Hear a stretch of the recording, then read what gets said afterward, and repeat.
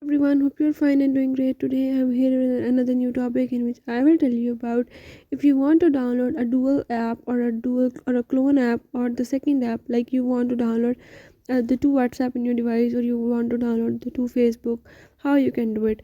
But firstly, if you're new to the channel, do subscribe and press the bell icon so you can get the new videos. Now let's move toward the topic. If you want to download a second app, like if you have a one WhatsApp and you want to download another WhatsApp, you can do it by the way I'm showing in the video. Similarly, you can download the Facebook, Instagram and other dual apps. Let's watch the video.